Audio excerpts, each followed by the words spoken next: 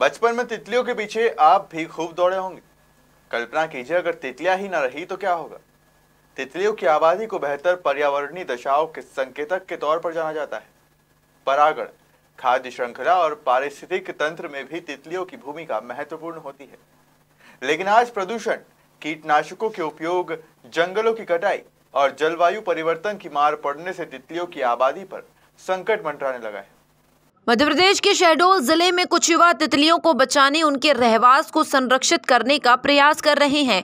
बच्चों से लेकर बड़ों के बीच तितलियों को लेकर जागरूकता फैलाने के लिए वर्कशॉप, बटरफ्लाई वॉक जैसी गतिविधियां की जा रही हैं। शहडोल और अनूपपुर में इन युवाओं द्वारा चलाए जा रहे समूह द्वारा दुर्लभ प्रजाति जैसे मैपविंग, ब्लू मॉर्मोन, बैंडेड एवं पिकॉक के रहवासों को चिन्हित किया गया है।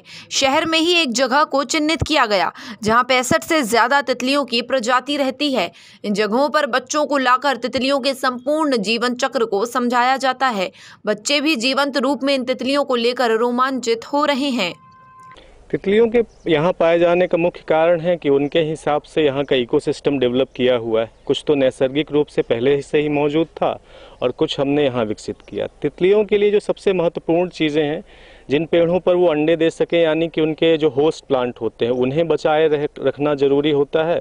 दूसरा, उनके लिए जो नेक्टर प्लांट यानी कि फूड प्लांट होते हैं जिससे उनको भोजन मिलता है। तो फूलों के पौधे और जिन पौधों पर तितलियां अंडे देती हैं उन पौधों का यहाँ पे संरक्षण किया गया, इसलिए इतनी तादाद में यहाँ तितलियां पाई जाती हैं। अभी डॉक्यूमेंटेशन तस्वीरें हमने ली हैं, 71 प्रजाति की तितलियां यहाँ पर मिली हैं। और इस सीज़न में सितंबर चूँकि बटरफ्लाई मंथ होता है तो इस सीज़न में हमें लगता है कि ये आंकड़ा 100 से ज़्यादा तक चला जाएगा। तितलियां, एडवर्ड लॉरेंस नाम के एक मौसम विज्ञानी ने एक टर्म दिया था, बटरफ्लाई इफेक्ट। इस पर एक फिल्म भी बनी हुई है कि दुनिया में किसी कोने पर अगर एक तितली पंख फड़फड़ाती है तो दुनिया के दूसरे कोने में टॉर्नेडो यानी कि तूफान आ सकता है। तो तितलियों को, जिन्हें हम बहुत सूक्ष्म समझते हैं या तुच्छ समझते हैं, उनका इकोसिस्टम में बहुत बड़ा योगदान होता है। कई सारे कीट पतंगों का वो स्वयं भोजन होती हैं, कई सारे पौधों का वो अपघटन करने में सहायता करती हैं, कई फूलों की और फसलों की प्रजातियों का ये परागण भी करती हैं।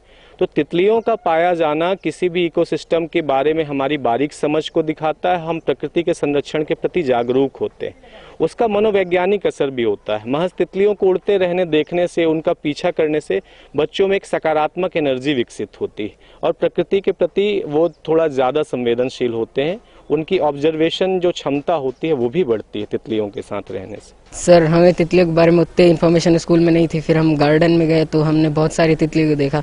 अलग अलग रंग बिरंगी, दोस्तों के साथ जाते थे हम गार्डन में, तो हमें तितलियों के बारे में बहुत सारी इन्फॉर्मेशन मिल गई और वहाँ पे बहुत अच्छी चीज़ें, प्लांट वगैरह।